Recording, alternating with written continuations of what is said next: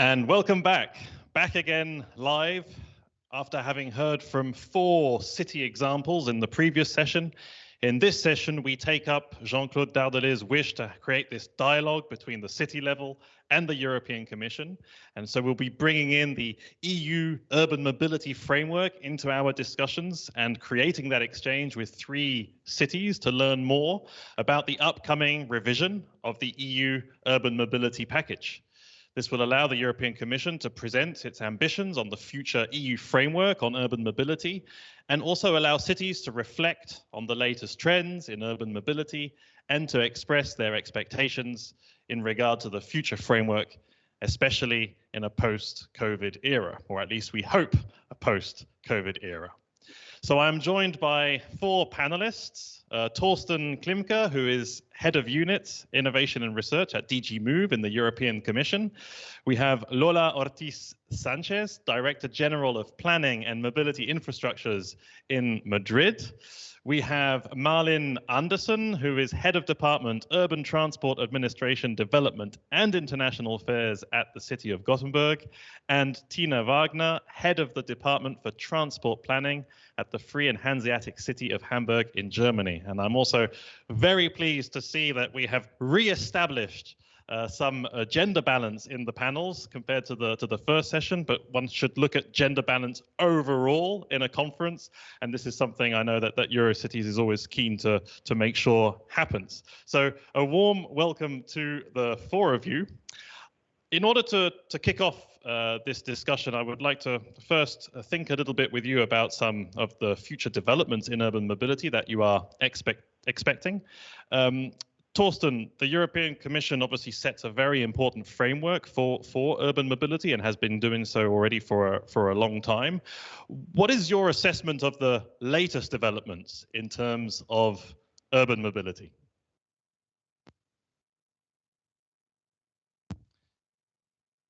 And yeah, just make sure you...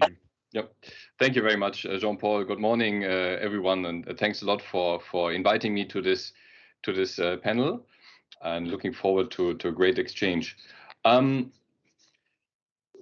our starting point for the assessment is the 2013 package. So in 2013 we had the first urban mobility package where we developed a new framework to support European cities for tackling the challenges that were then the most pressing ones, and in particular foster cooperation and share experiences and showcase best practices. And it's great that we actually have another chance to do this here with some cities. And the core new concept were the sustainable urban mobility plans at the time. So we also installed an expert group, but really it was about kind of having a framework for how we actually see what aspects we see are important on urban mobility and apply this as much as feasible throughout the EU. So that was the initial thought and the initial work we did with the cities represented here and many others, and we came up to about 1,000 SUMPs that we have at the moment. Even though they vary quite largely in between the different ones, and we're still lacking a bit the complete overview of it. So now 8 years later, and 7 years later, we started with the first evaluations. So to see what has actually changed in the meantime, what have we achieved, where have we not achieved what we actually wanted to get to. And it started with the Court of Auditors report a bit more than a year ago, who looked at the whole package and what has been going on there, what we have achieved, and they were a bit less enthusiastic about their findings in some areas, because they said they didn't really find a clear indication that the cities would fundamentally change their approaches on a very large scale. And they pointed it down a bit to also lack of commitment, maybe not so much on the city side, because we have seen very active cities, but also from the member state side. So for the whole framework, the framework that we created in 2013 was very much kind of a voluntary approach, and there are some elements that might merit some more common approaches. That was the view of the Court of Auditors, and in particular to link funding opportunities to sustainable urban mobility plans, and also to collect actually more information on the application and adoption of SUMPs. So on top of that, that was kind of the Court of Auditors. Then we did our own assessment, and many of you have seen, I believe, the report from that, the evaluation report. So on top of that, so the old framework or the existing frameworks work and how it worked so far, we found some additional challenges and additional developments that need to be taken into account more than we had done in 2013. First of all, of course, the impact of COVID and changes in mobility, work, and consumption patterns. And I think we might discuss this in a bit between us a bit more.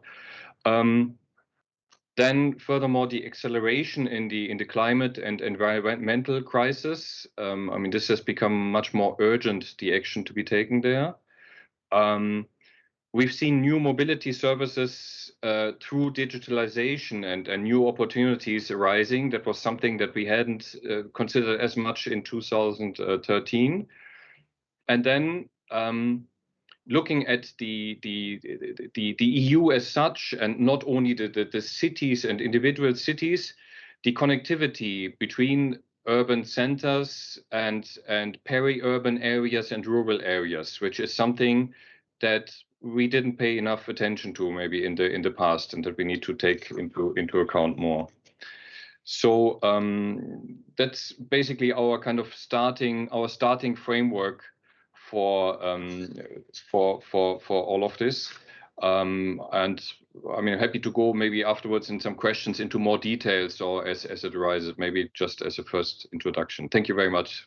Oh, thanks, Torsten. No, I think that sets already some 4 areas that you consider have changed or may force you to reshape some urban mobility policies, impact of COVID, acceleration of the climate crisis, new mobility services, and connectivity between urban, rural, and peri-urban areas. Tina, in Hamburg, you're somewhat of a reference, I believe, in the field of urban mobility. Do you share that assessment, or would you also think of other elements that have changed or would force frameworks to reconsider certain policies? Yeah, good morning from my side as well, and thanks for having me here. Yeah, sure, I agree that we are on a good way regarding urban mobility.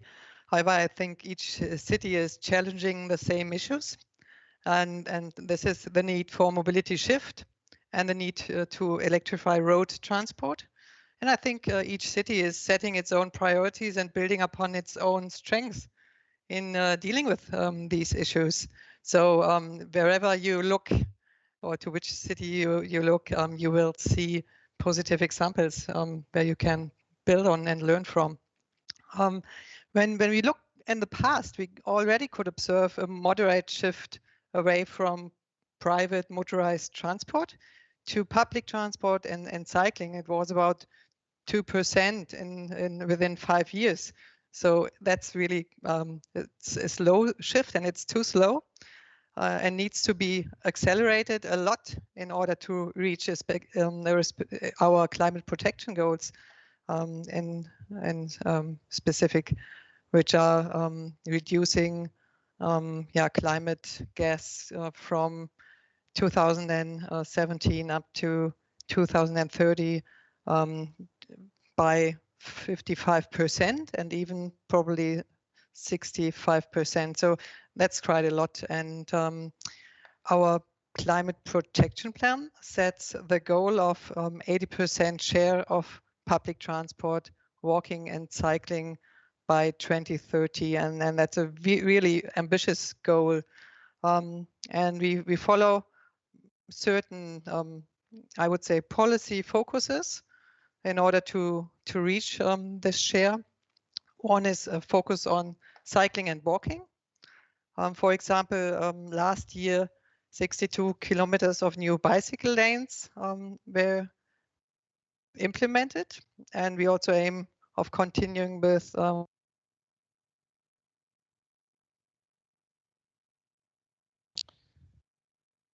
Tina, I believe you have frozen. That might be a slight connection problem. Are you back with us? Can you hear me again? Yes, please continue. Okay. So we also have a clear objective to increase public transport offers, put in more lines, more capacity, and offer each inhabitant of Hamburg access to public transport within 5 minutes. So buses and trains will run more often. New light rail lines are being planned and built, and sharing and on-demand systems are more and more integrated and added.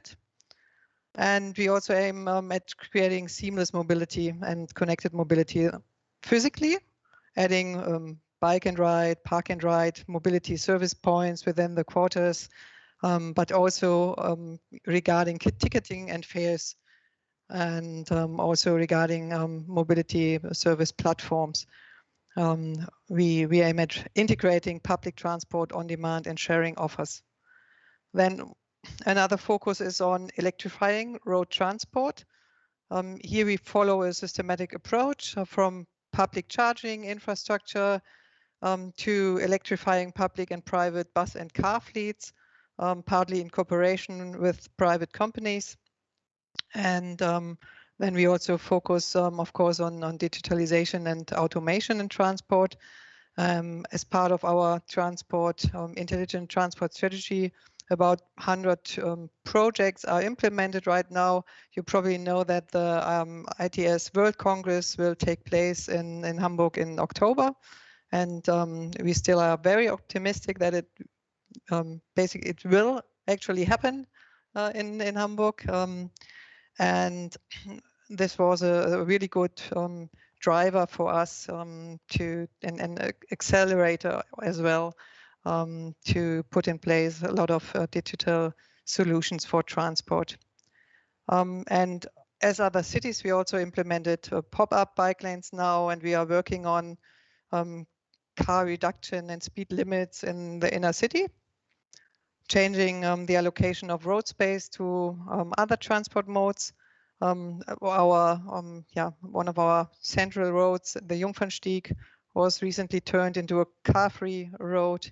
And we also turned a road which had 4 lanes for cars into a road leaving just 1 lane to cars, and having 2 bus lanes and cycle lanes.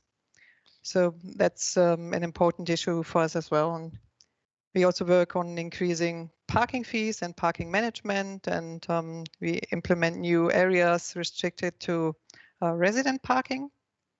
And basically, to sum it up, we focusing on integrated and connected public transport, cycling, walking, electrification, and digitalization, and also relocation and managing public space.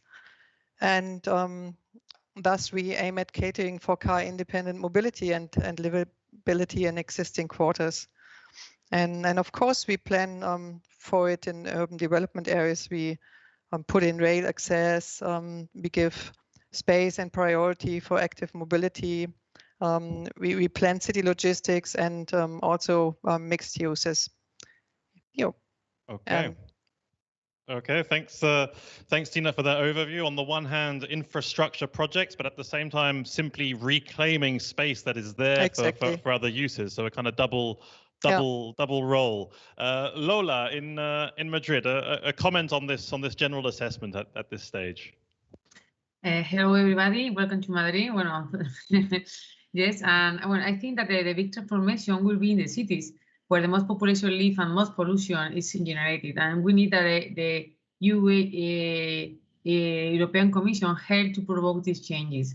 We are very concerned about the public transport and how we could drive against citizens to public transport, and how cities can support the cost of this public transport with less occupancy. Also, we are very concerned about pollution and air quality, and that's why we show our new strategy, Madrid 360, and the new law that we have approved last week. And we are working last Strasbourg in creating more space for citizens, more public transport, more sustainable mobility, and the same thing that the Strasbourg has said before. Okay, and a reaction then also from Marlin in Gothenburg. Yeah, what have happened since 2013 and maybe before, and 2013 was actually the year that we had our first stump with measures like Tina was talking about. Well, since then and before, the spatial planning, including mobility planning, focus a lot more on proximity, thus densifying its course, striving to achieve livability and less travel-dependent daily lives for citizens. I think that's one main change. Two more. The labor market is even more regional now than it was 2 decades ago or 1 decade ago. That means longer commuting distances, and people have a greater uptake area. You visit friends, you take part in culture on a larger distance from home than before. And railway gains modal shares, but expanding necessary capacity in infrastructure takes time and money. So I stress this, it's not only about the city, but it's about the labor region. And then a third one is that walking and cycling are finally, I will say, recognized as real modes of transport or real modes of traffic, and that slowly gain equal watchfulness like road traffic, which is fair, since now many depend on ordinary or electric bikes for commuting. And then also, of course, micromobility and share mobility services, which appeared in our city about 3 years ago and gained shares of modes in the technology uptake was extremely fast. Okay, I stop there. I like your point on this perception of space and time, which creates a much broader region for people to move inside or around cities. It connects a little bit, I suppose, to the connectivity issue that Torsten raised, but pushes it maybe even further. If I go back to Lola, to Madrid, to go a little bit deeper then first on the impact of the COVID pandemic, and Madrid was pretty harshly hit, very harsh measures in Madrid as well.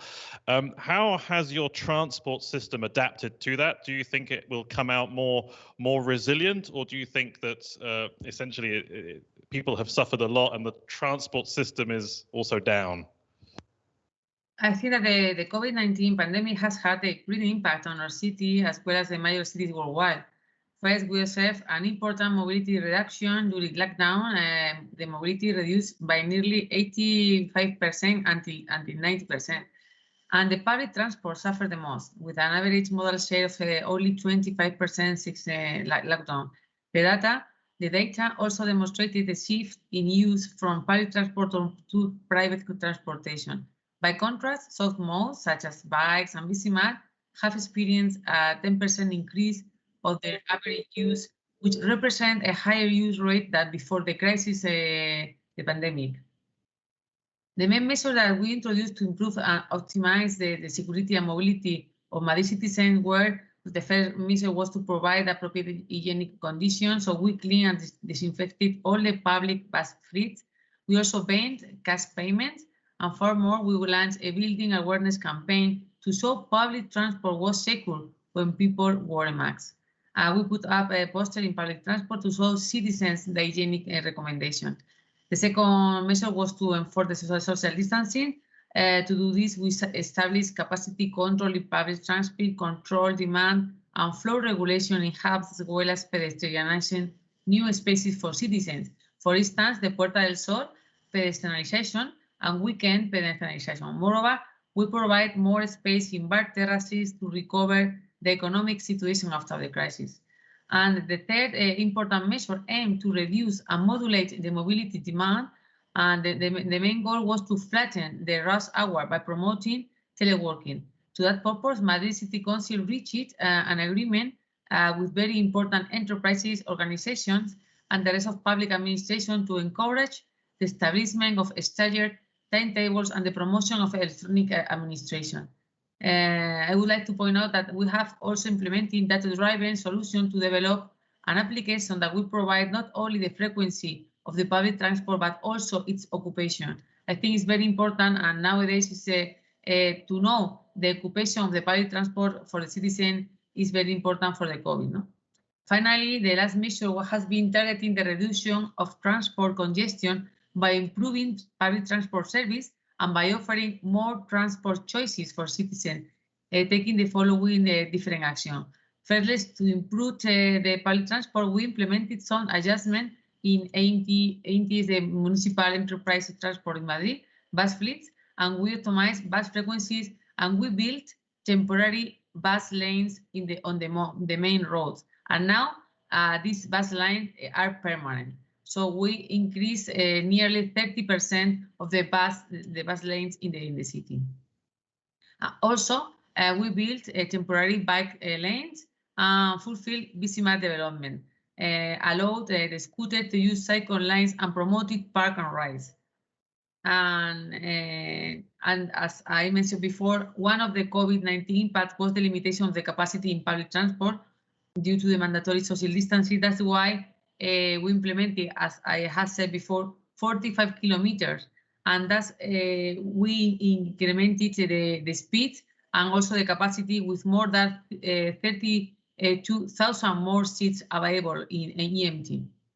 We open new space for pedestrians and also for cycle lines. We promote a good public transport. And when I think in a city as Madrid, public transport has to be the backbone of the mobility. That's why in Madrid, we would like to offer a quality public transport. We would like to take advantage of the technology. I think it's very important to take the technology now for the mobility and optimize not only the public transport, but also the urban freight, and offer citizens, for example, a smart bus. And with this application, Madrid Mobility 360, that we have implemented, as I have said before, we can offer not only the timetable, but also the occupancy of the public transport.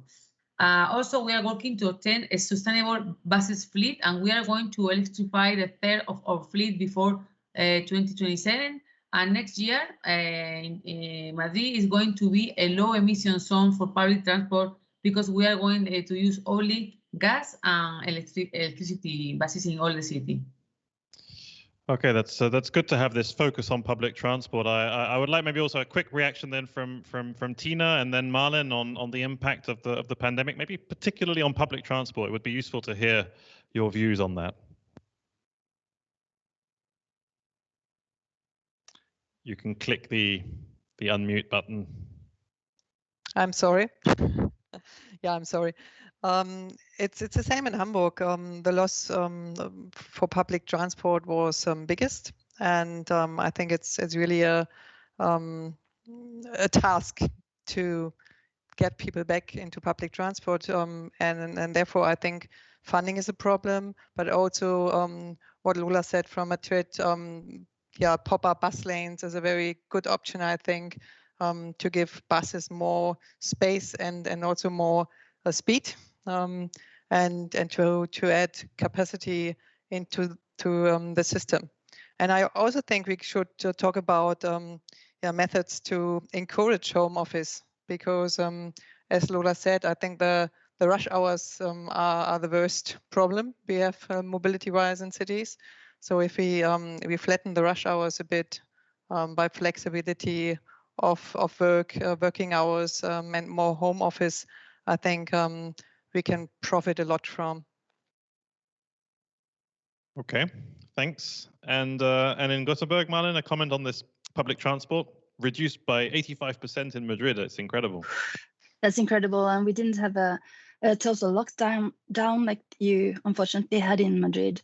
Our public transport decreased about 30%, But also overall traffic went down 16% compared to 2019, which is of great climate. Was good for the climate, basically. Car traffic went down 6%. It was only cycling that increased 8%.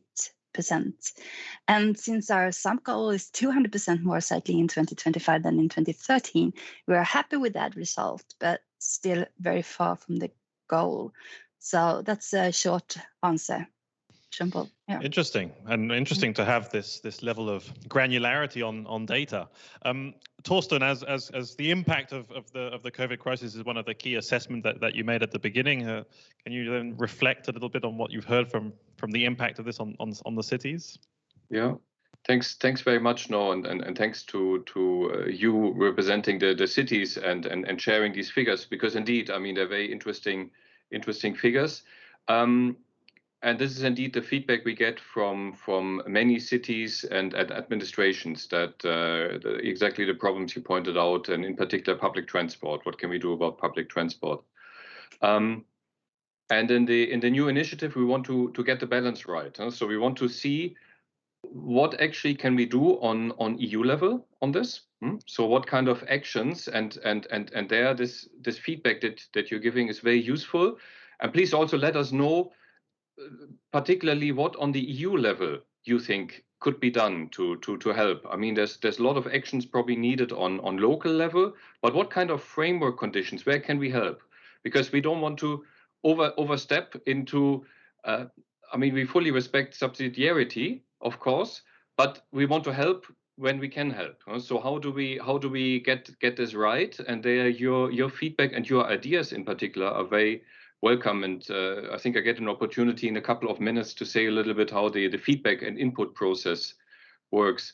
So I mean, public transport, indeed, active mobility, cycling, and walking. It's also something that we hear quite a lot. So this is very useful input from your side. But please, if there's a chance to make it even more specific and tell us what we should do from the EU side. Thanks. I will absolutely ask that question to our three panelists. Before we go there, could we at least get a sense, Torsten, of where your initial ideas are going? I mean, you've reflected on your assessment of the current situation, some of the major factors that you will have to be addressing. But do you already have some ideas on the future framework, and in particular, maybe the role of cities in that framework?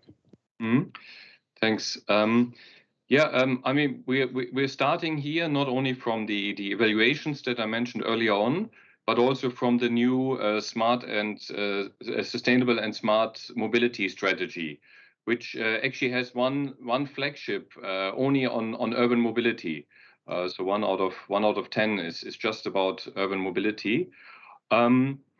So and kind of a general one, and coming from where we were in 2013, the sums, we believe it would be beneficial if at least the urban nodes as defined in the 10T network and the regulation, and we're basically piggybacking a bit on the developments on the 10T guidelines, which are happening. The revision is happening in parallel.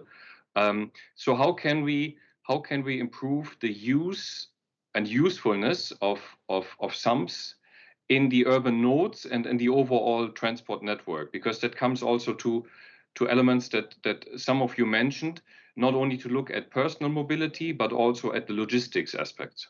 So zero emission logistics. And in order to bring this perspective in better and more, so the strategy already asks that we look also into sustainable urban logistic plans as part of this new approach. Then the digitalization and the facilitation of platforms and solutions. So this is where we see a European added value could emerge. So if we look for help with standardization and with interfaces. Then we want to help cities with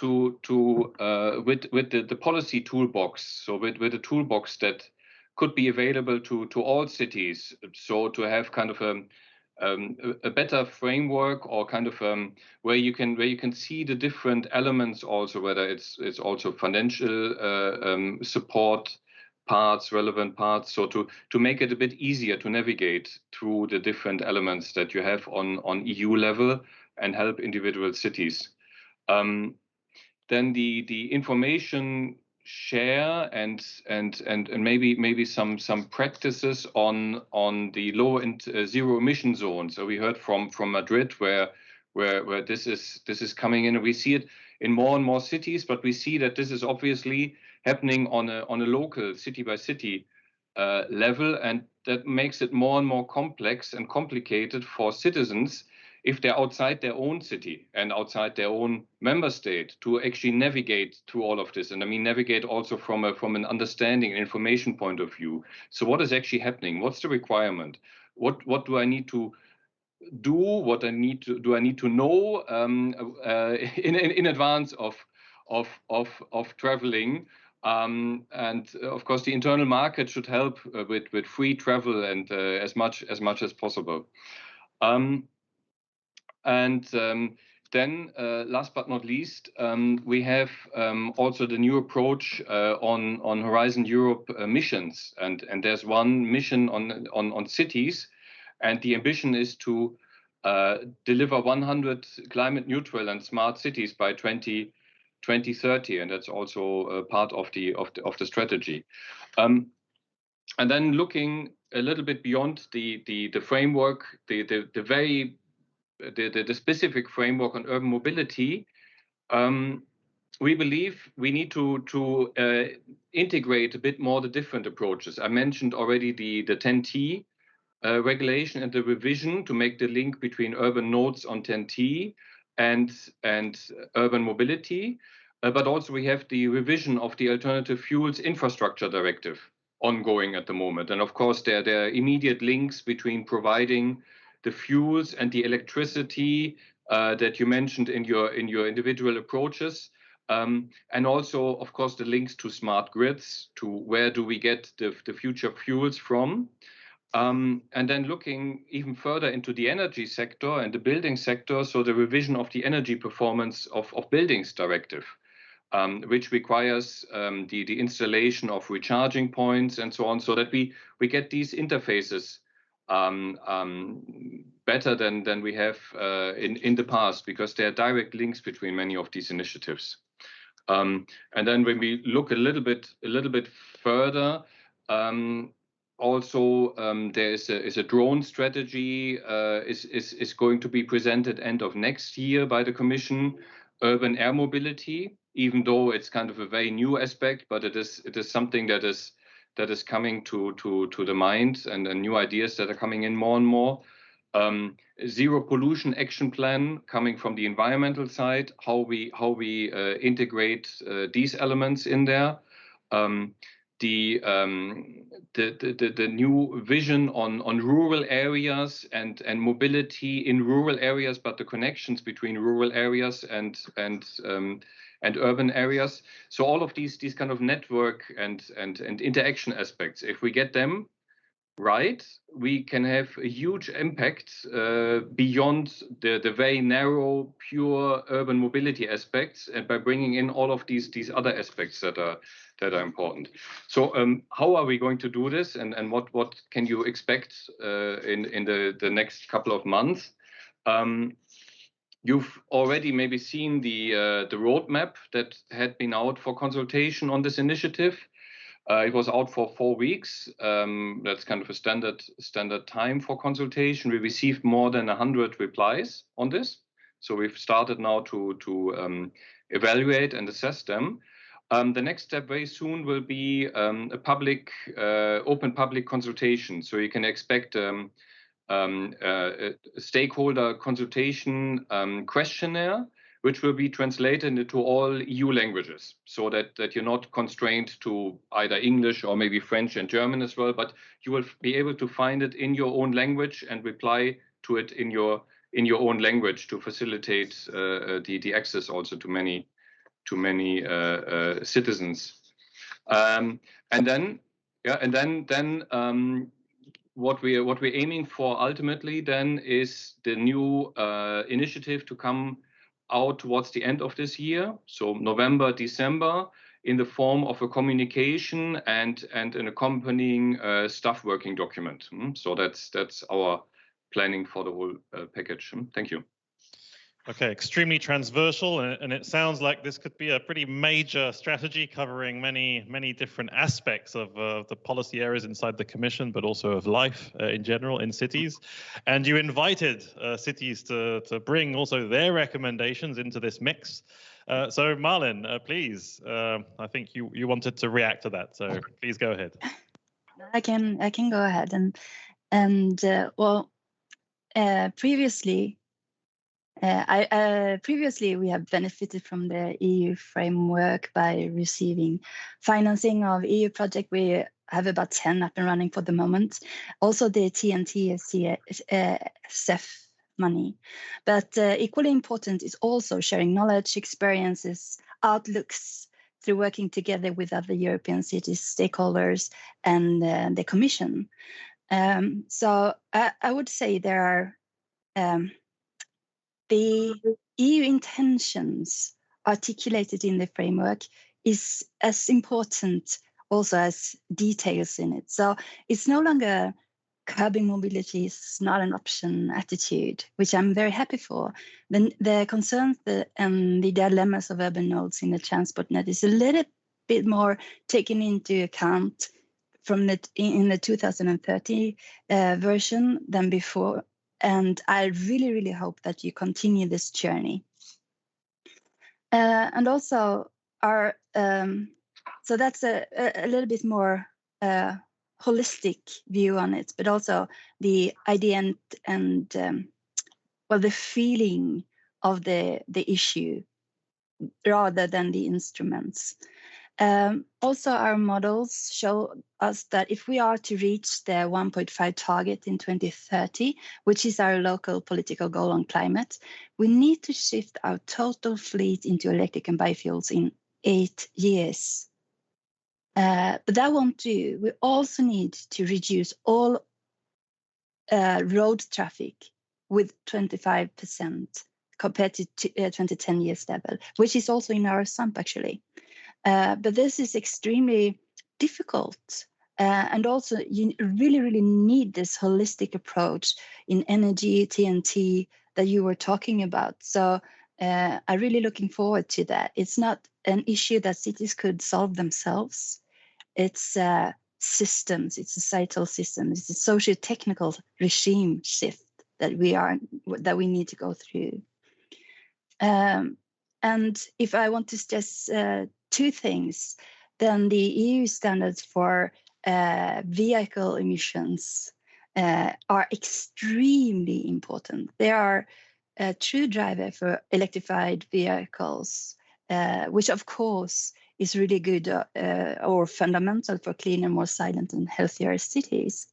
But you were also talking about the public transport, and maybe I'm optimistic, but I think that 30% loss that Gothenburg have faced we will regain that loss when the society starts up again. But what I'm more concerned about is that the cost for each travel slowly increases. So you need to put innovation into the public transport system in vehicles and in the system approach. So public transport need to cut this curve, upgoing curve. I don't know if it's the same in your countries, but it's a bad trend. It makes public transport attractive, but we can't afford it in the long run. So how can you stimulate innovation in the public transport to lower the overall cost per travel?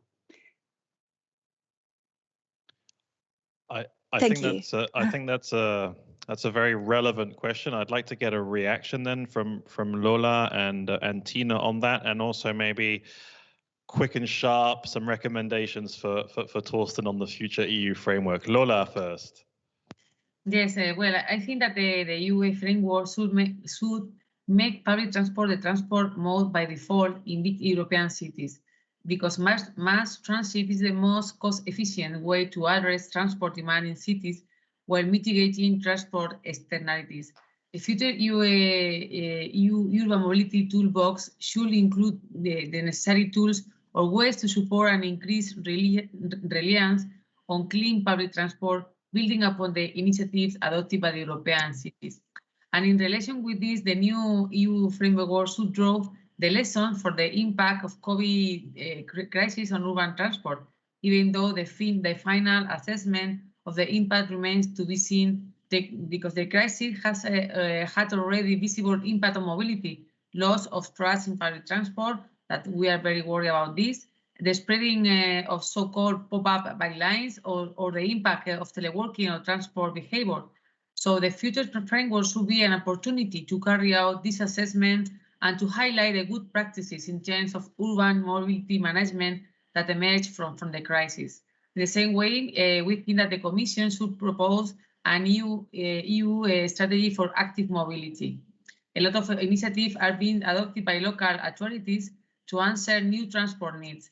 However, insufficient infrastructure risks related to road safety still prevent users from adopting softer modes of transport.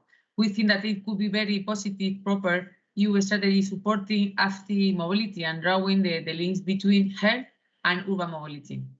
And also, the future framework should look at ways to support an efficient freight transport system, be through supporting research and development of the new delivery vehicles, of bringing together stakeholders to work on a new governance system for last mile delivery. In conclusion, in Madrid, we think that in big cities, the mobility backbone, as I have said before, has to be the public transport, intermodality, active mobility, and all of this supported by technology. Okay, thanks, Lola. And if we then go to Hamburg, a quick comment on the affordability of public transport, how you see that, as Marlon mentioned, and then what would be your top three priorities, let's say, for the future EU framework? Yeah, well, affordability of public transport is an issue, really. Not only for us as the cities who are paying for it, but also for the people who are paying for it.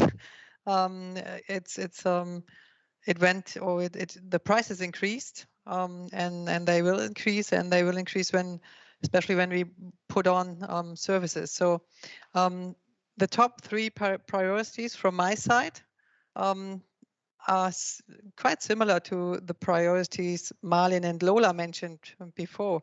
The first priority really would be heavily fund the extension and also the automation of regional railways, light rails and stations, especially in the 10T nodes, because often regional trains and long distance trains, cargo trains, they all use the same infrastructure and the capacity is really restricted.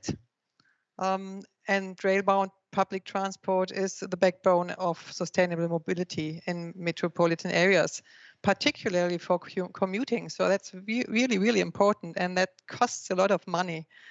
Then I think the second top priority is continue setting clear and ambitious goals regarding vehicle emissions. We do need this.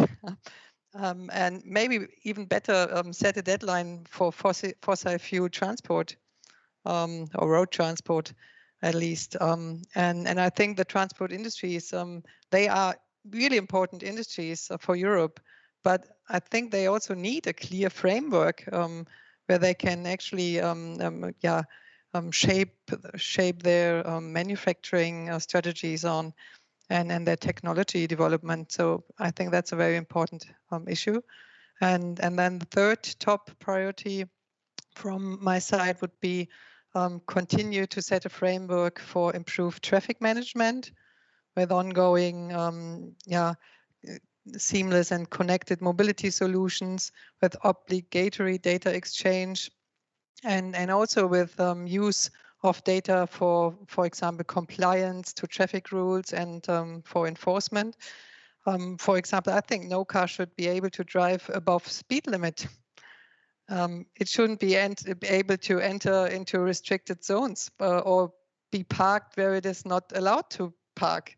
I mean, there's a lot of technology in the cars we really could use or better use for compliance to traffic rules. And if it does go above the speed limit, it could be sort of automatically hit by lightning or something like that and disappear. Okay, no, I think that's very clear. And you bring in this point also on the multimodal interconnectedness of transport. I see also a question in the chat here in the audience regarding harnessing the mobility data that you get with micromobility options. And this is something that is relatively new or definitely developing very quickly at a fast pace in cities. And you mentioned it, Torsten, also in your introduction, these new service providers. But how do you see them connecting with cities, with local policymakers? How do you see the data actually serving the interests of an improved mobility system? And what role does this micromobility area have in the future EU urban mobility framework? Thanks. Very, very, very good and relevant questions. I start maybe with the last one. So, which role will it have? It will definitely have a role. So you will find some information, or we will address it in the new initiative. How exactly is yet to be seen. Also, because we're doing currently the consultations. Your input is very useful there. And definitely as part of an integrated system. So how can we use it as part of an integrated urban mobility system that reaches the benefits we're looking for? Environmental, safety, but also, of course, competitiveness, affordability, and inclusiveness. And in particular, probably the last mile problem. So where we need a solution. Several of you mentioned trains and connectivity between commuting from outside the city. So this how do we address the last mile issue there? So from the train station, from the logistics center. So how do we find better solutions there? So they'll definitely find their way into. And then data access. I mean, there are kind of two parts to it. The first one is really the interfaces. So is it actually technically possible to access data and to exchange it? So that's one aspect. And the second one is, once this is possible, who's actually allowed to put something in and who's allowed to take something out, and under which conditions? So I mean, they're quite complex. Both of them are quite complex issues, but both of them are some that we are addressing, in particular on the ITS side, on the connected and cooperative automated mobility side. Thank you. Yeah, and I suppose that must connect with what you were saying in terms of the European level framework with digitalization and offering a platform. This is maybe an area definitely where the European level can help. One area I would like to just explore briefly with our panelists that you mentioned, Torsten, previously is on logistics. And I know that there's a session on this a little bit later in the framework of this conference, but do you see in cities an increasing pressure of the logistics and delivery sector that forces you to find new solutions for accommodating for that service inside your cities? I would be really keen to hear some feedback on that, because this could be a real booming sector in the future that may not have been so present maybe 5 or 10 years ago. Please go ahead, Marlin. Well, yes, and the pandemic has stressed the e-commerce. So we've seen a boom in deliveries in a way that we haven't seen before. And also freight is delivered one way, not only one way, but 2 ways, because you tend to send back what you received in your home, right? So, and this is something that we follow very carefully, and actually took the initiative for a Swedish collaboration on the topic, because I think this will change city centers and also where people live enormously. We don't really have the space for all these kind of deliveries, so we need to think about space and curbside management in new ways due to this. Lola in Madrid, a comment on this logistics side? Yeah, we have the same problem, and during the pandemic, we have increased even more, the double or more in these urban freights. And yes, we have a problem with the space and with the mobility because they create a lot of congestion in peak hour. So we have to think about how we can break the load in small pieces, and to make this urban freights with sustainable vehicles, no pollution, with no noise, because for the citizens are very annoying. And also we can open the timetable to do the urban freights with this kind of vehicles. And yes, we are working also with the technology. We think that we have to take advantage of the technology with an application where we can optimize the urban freights. Yes, but I think it's a big problem now in big cities. And Tina, a reaction as well from Hamburg. Yeah, very relevant question and problem. And we also work on smart delivery zones, for example, where you can pre-book a parking lot for your delivery vehicle. We work on putting micro hubs, micro logistics hubs into the city center, from where then the deliveries are made by cycles, for example. And we also work on or cooperate with companies in order to have electrification of the last mile vehicles. Because ultimately it's a competition for space, and you could almost imagine having lanes specifically for delivery, because they tend to stop in the middle of the road, not able to park. Maybe then, Torsten, do you see anything on European level that could help address what must be an increasing challenge and an increasing pressure on inner city urban mobility, right? With this logistics delivery channel. Thanks, no, and thanks to the three of you and the feedback from the three cities. Indeed, I mean that's a feedback we're getting from many cities. And again, we have to see kind of carefully how can we help on the European level, and still respect the responsibilities of the individual cities. It's definitely an issue. So the sustainable urban logistic plans as an additional element to the sums, we believe will help there, because we're also lacking data on a European level, not only on the sums as such, but even more on the logistics aspects of it. So having a SULP, not only a SUMP, but a SULP, and then having more data and better understanding of it. And an element that we also want to have in the future is kind of an arrangement under which we can exchange with cities, but also with administrations, with other stakeholders.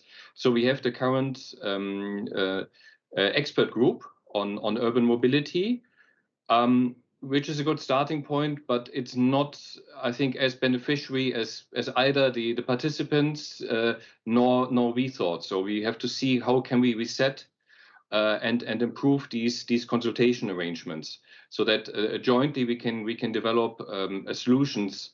So the public transport, I think, came out very, very clearly from all of you. What can we jointly do there? And we don't have the solution yet. I'm not sure anyone has the solution that solves it for all cities, but there we need to work more together. And also on the logistics part and on the impact of e-freight, e-commerce, and what we can do there. That's something where we need to work very closely together in the future. Thank you. And then back to the cities in terms of the use of space and what you would like to see as a main priority for the future in this EU Urban Mobility Initiative. I would like to get a sort of a vision from you, if possible, that might help Torsten continue to shape this strategy. Maybe I can go first to Lola in Madrid. Can you maybe then highlight a key priority for the future EU urban mobility framework? The priority for the EU urban mobility framework. Yes, well, I have said before, no, more or less, we have to focus on the public transport, focus on the active mobility, focus on the on the urban freights, and I think that all the cities we have the same problem in this way. And also for the public space, we are working in Madrid very hard during this year. For example, we have prepared some low emission zones in all the districts in Madrid. We start with the Puerta del Sol pedestrianization. That is a big area in the center of Madrid, a very iconic area. And also, we are going to build the most important cycle line in the city. It's the Carril Bici of Castellana cycle line. It's a big axis north to the south. We are going to start this year. And also we are going to introduce new cycle line in the most important streets in Madrid, like for example, Joaquín Costa, where we have to demolish a big bridge during this year because we have some problem with the structure. But now in the new avenue, in the new street, we are going to build a new cycle line too. And this is the way that we are working to open the space for the citizen. Also, we have a big project. It's in the I don't know. It's in the south of Madrid near M30, and it's like a barrier of the main street with a lot of cars. It's like a big road in the city, and we are going to give this space for the citizens, like in Madrid Rio we did before, no? So yes, we are recovering the space for citizens. And we are going to implement the new working plan similar to London with the new signals and for pedestrian. And I think that we can improve our air quality too with these measures. Okay, so recreating space for citizens and continuing to invest in public transport as the backbone of your strategy. Okay, thanks very much, Lola. If I go then to Tina, what would be your key priority that you would like to leave with Torsten as he prepares his strategy? Yeah. I also think that there should be a clear priority for sustainable modes regarding access, regarding allocation of public space, regarding pricing, and also regarding funding. That's my priorities. But I also, if I may, would like to comment on the thoughts about making the sum compulsory. Is it okay? Yeah, please go ahead. Yeah. I'm really convinced that sustainable urban transport plans are of high strategic importance. And in Hamburg, we are at the moment we are working on updating our mobility strategy as well. But nevertheless, I get the feeling that many city representatives do not really support the idea to making it compulsory or a prerequisite for funding.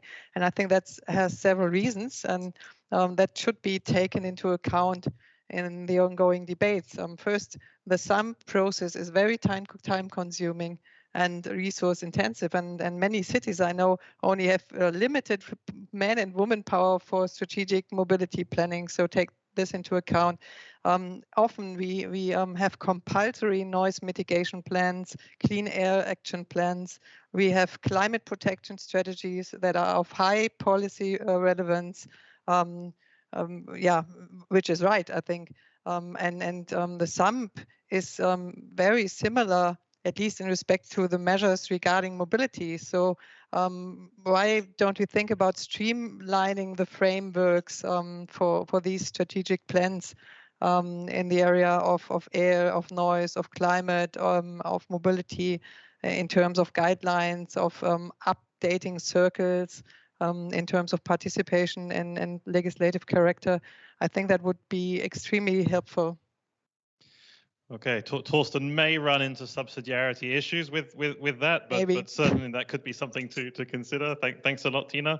Marlin, a key priority you would like to send over to Torsten.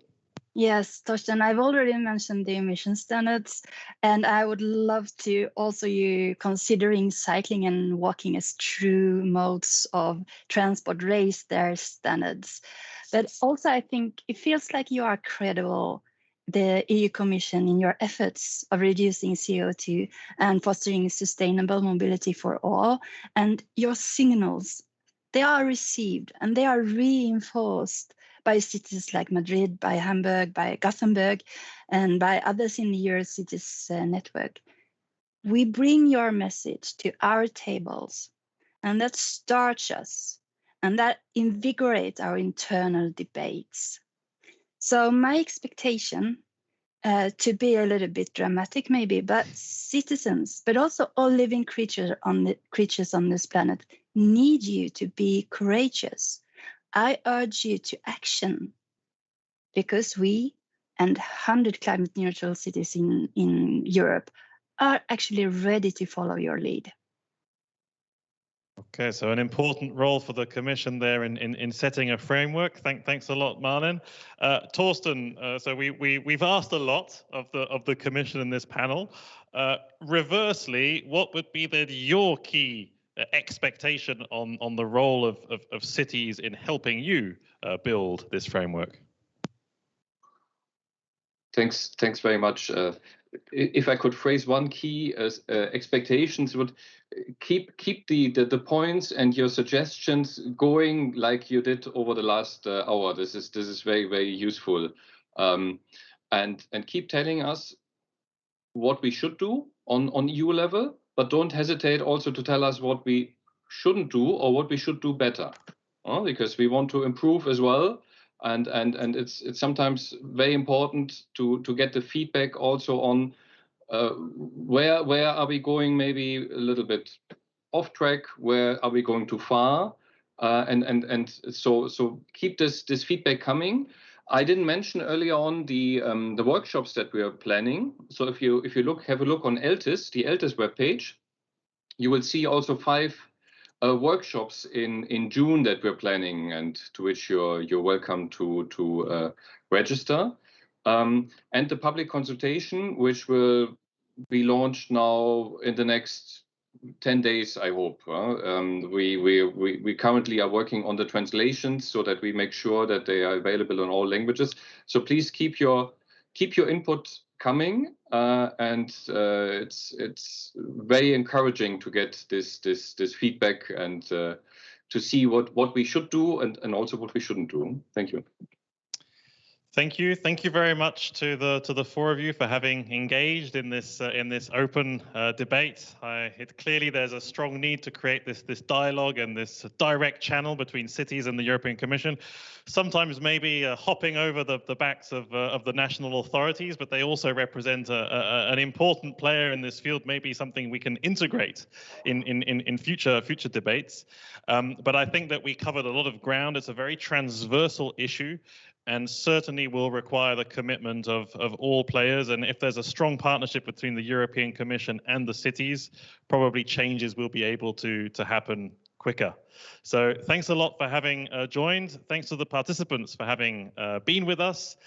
We will now take a break. We will be back on this stage at 4 p.m, where we will be looking at the climate neutral and smart cities mission under the Horizon Europe banner that also Torsten mentioned a little bit earlier, and we'll have a dedicated session on that at 4 p.m. In the meantime, you are invited to explore the expo area inside Hopin. To engage with fellow participants, you can video call them through the Hopin platform, you can pester them, you can make sure that you meet them. I know that earlier on in the chat there was a bit of a debate as to the importance of having these online meetings, also to avoid unnecessary travel, and in the future probably there'll be a combination of both online and physical meetings, but make use of all the online opportunities that you can. So please use the functionalities of the Hopin platform, and we'll be back at 4 p.m. with an exciting session on the climate neutral cities of the future. So have a good lunch. Bon appétit, buen provecho, as they say in Madrid, and see you later.